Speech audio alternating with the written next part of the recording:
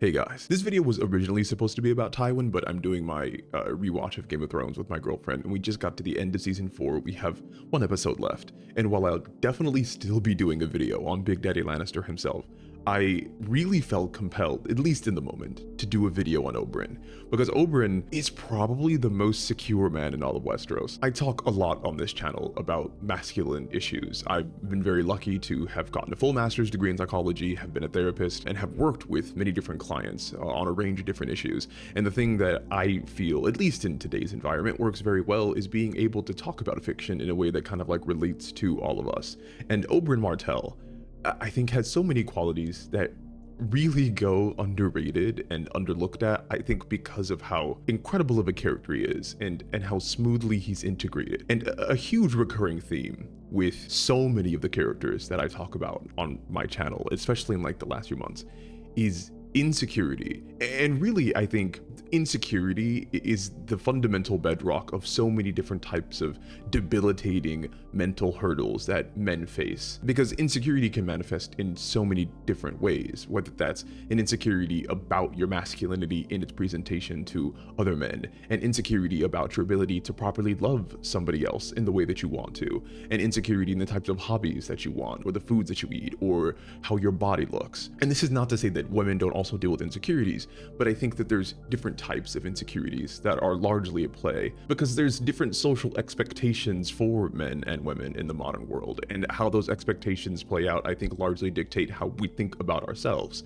And Oberyn Martell is not concerned with any of that. He's just so freaking cool, and all of his scenes, it just ooze confidence. And the thing that I think I wanted to address was Oberyn's self-confidence. Because while I don't think any of us can hope to be like Oberyn in as far as being as cool as him, I think we men out there can take a very close look at ourselves and see that the type of confidence Oberyn had in himself and the things that he did isn't specific to him at all. These are things that can be emulated. These are things that can be replicated. And I think it's very cool that the show was able to handle him, and of course George R. R. Martin, in the way that he was. And of course, the first thing that I'm going to mention is that Oberyn is kind of like our bi-emperor.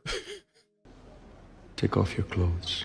I believe the books and definitely the show make no allusions to Oberyn's sexuality. Dorne is supposed to be synonymous with kind of like the Iberian Peninsula, like Mediterranean, kind of like Middle Eastern-esque Grecian landscape.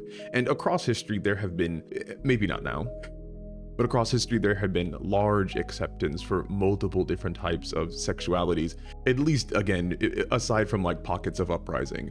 And what I mean by this is that there were huge portions of time where people just kind of really didn't care who you slept with or who you were inclined to, outside from kind of like nobility, where you had obligations to marriages and whatnot. And Dorne is a little bit more egalitarian in that way. I can't say I've ever met a Sand before. We are everywhere in Dorne. I have 10,000 brothers and sisters. Bastards are born of passion, aren't they? We don't despise them in Dorne. No, how tolerant. Noblemen in my part of the country don't enjoy the same lifestyle as our counterparts in Dorne. People everywhere have their differences. There's not really the expectation of marriage in Dorne. They take paramours in Dorne. So like Alaria Sand is Oberyn's paramour. And I believe the father of like his 4 or 5 children, the specific number is escaping me at the moment. For one of my daughters. You have several, don't you? 8. But he also is very, very honest in the sense that he likes men as well. I'm a prince, boy.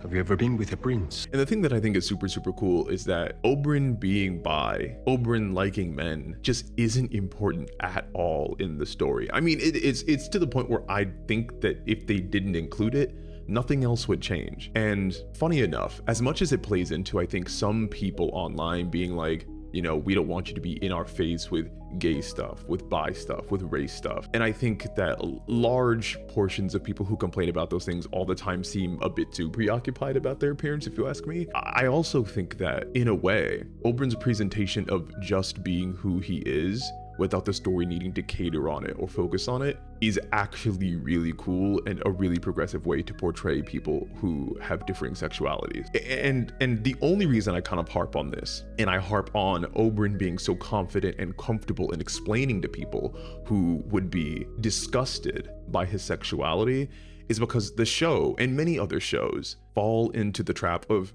essentially making gay characters have their entire storyline be centered on their gayness. And I know I've talked about this a little bit on the main channel, at least in part of some videos, but these types of narratives don't come from a negative place. A lot of times people will see the types of struggles that different groups of people go through and then want to make stories about those struggles. It's the reason why in so many Black-centric stories, you have issues of poverty or like rags to riches, or dealing with like police or dealing with drugs.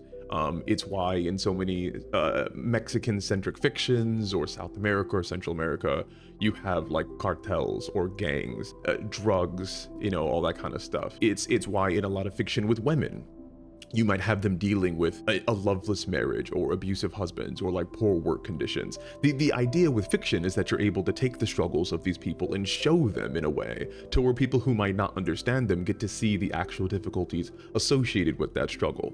But the problem becomes the continuous portrayal of these people as pretty much only ever dealing with these struggles as if they're their whole life, right? So Loras Tyrell, I think, is a very good example and probably the most egregious example in the show. I loved him. I know you did. He is first and foremost a gay character and barely a character after that.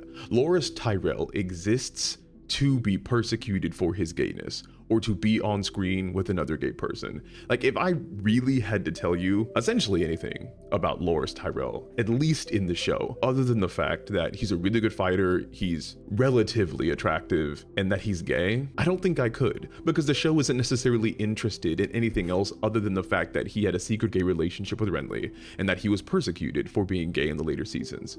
And that's kind of it. And so many other fictions make a person's persecuted identity the whole part of that person. And sure, for that person, is it probably a major part of their life? Yes, but it's not the only part of their life. And considering Oberyn specifically, he's just a bi man, maybe even a pansexual man, who also very much is focused on getting revenge for his sister. And everything else kind of is just characterization for him. And I know this probably seems insane to be able to praise a show for a depiction like this, but it's the same way that I think I'm able to praise a movie like Annihilation for having an all-female cast, but not necessarily harping on the fact that it's an all-female cast. I think being able to show people existing as they are and dealing with the struggles of what they are is so much more effective than beating someone over the head with the messaging that you want them to perceive. Effectively, I guess it comes down to a show don't tell perspective, but just in a more macro sense for how it relates to kind of like how we live in society. But with Oberyn, the funny thing is, in the world, and what makes it so kind of extraordinary, is that what he is doing, I'm pretty sure, is illegal. In the later parts of the series, they talk about how Loras was arrested for buggery and like fornication. And from what I can remember, it just may be against like the laws of the Seven, if not directly Westeros itself, but definitely against the church, to engage in homosexual behavior. And Oberyn just seems to not care. Like, he will tell anybody of anything that he wants. He will ask people to join in him. He'll mock people for not wanting to join in him. We have some lovely boys on retainer, but you did like boys before. Really? And that type of security, to just not care, to go to people who are incredibly powerful, and granted Oberyn hates these people, so that might help him out a little bit, but I think he would do this to anybody. But to be so self-confident in your own sexuality, your own personhood, your own identity, I think is amazing. Oberyn doesn't care about how people think about him. And I know that in a sense, sure, we can relate that to maybe being non-sympathetic or having a lack of empathy or a lack of thinking about others. But I mean, like, this extends into so much of what he does. Oberyn wanted to be a maester. Just was just like, yeah, I think this is my calling. And he decided, no, that's not for me. But he went, and I think he almost got his chain to do it. I hear you studied poisons at the Citadel. I did. This is why I know. he decided that he wanted to learn how to fight with a spear, and then he went and did that. Oberyn uses poison, and there are so many instances in the show of people talking about how poison is a woman's weapon, and that men should be ashamed to use poison. And Oberyn doesn't care whatsoever. He has studied poisons, he's used poisons in the past, because in his mind, he's probably thinking, if I want to kill someone, why wouldn't I use an effective killing tool? There's no gender to poison. It is what it is. Any man who calls a poison a woman's weapon is a traitor to his fellow men. And this self-security for Oberyn, I think, really is only achievable because of how honest with himself that he is. And when I say honest with himself, I mean that it leans over into him being honest with the whole world. Oberyn is an open book. He doesn't hide anything. He tells the Lannisters to their faces that he has come to get revenge. He has essentially come to kill them. Tell your father I'm here. And tell him the Lannisters aren't the only ones who pay their debts. It is difficult as any person, but especially a person where you know your identity and your thoughts and your wants are directly against the people above you, to be able to be proud and confident in who you are and understand that you are going to get reprisal and punishment for basically just your identity. But there is such a security and a happiness that comes through it. And I think for Oberyn specifically, he believes in himself enough to overcome what may pass from the Lannisters or from the ruling class. You know, like, obviously he's probably not a great analogy to be dealing with, because he is super wealthy himself and incredibly powerful and skilled and talented, and we all watching may not have the same type of skills or resources that Oberyn does. But from a smaller perspective, just as men, as people going out in the world, there are things that I 100% know that you all hide, either from other people or from yourself, that you don't want to admit from yourself. There are things that you want. There are things that you do in private, things that you want to achieve, that you don't really interrogate about your own being, that you don't tell other people because of the shame that you feel it might bring upon you. And of course, there are considerations for your actual safety. Not everybody can do everything that they want all the time. Not everybody has the fortunate circumstance of being able to live proudly in their identity. But what you should never do is succumb to the idea that your life is just fine being hidden. You should always be striving to be proud and confident in a way that gives you comfort and peace in your life. Now, Oberyn wasn't at peace personally because he lived his life for revenge. I named her after my sister, Elia. Beautiful name. But I can't say it without turning sad. And after I turn sad, I grow angry. And the therapist in me, the master's degree, is telling me to tell you guys that he should have not done what he did in King's Landing. He should have come to grips with the death of his sister. He should have forgiven the Lannisters, or at least put to rest the rage and hatred inside of him, and moved on with his life to be with his paramour and his children and his family. But that wouldn't make good entertainment, right? That wouldn't make good television. And so he had to go back to King's Landing because he was so compelled. And that, funny enough, I don't think has anything to do with his masculinity. The fatal flaw of Oberyn being his consistent single-mindedness on revenge, I think would have been the exact way if he was a man, woman, or non-binary. That does not matter. But even in that single-minded drive, he was incredibly secure. It's almost like kind of like the catch-22 in that, in the same way that he was so comfortable and confident in his ability to be beyond the status quo, to be the outsider, to be one of the few brown people, just like in a position of power in Westeros. He probably thought the same thing about his drive for revenge. He's like, why would I ever second guess the need to kill the Mountain, to kill Tywin Lannister, to kill all the Lannisters? I am who I am, and I proudly am who I am. And again, while I'm not advocating for you guys to have such a violent, fanatical obsession about you, I think there is a real value as a man, as a woman, as whoever you are, to be able to express yourself unapologetically in a way where you can be honest with yourself and investigate about yourself. There's, I think, a small problem that I have sometimes with people advocating for just be who you are, because sometimes who you are is a douchebag, and you shouldn't be that. But the thing that I think is a nuance that people miss is that be who you are doesn't mean necessarily indulge into every single aspect of who you want to be, given to every baser instinct. It simply means understand and be truthful about the things that make you you. Because one of the things that I tell clients in therapy all the time is that you should be the expert on yourself. No one should know you better than you because no one lives your life as you do.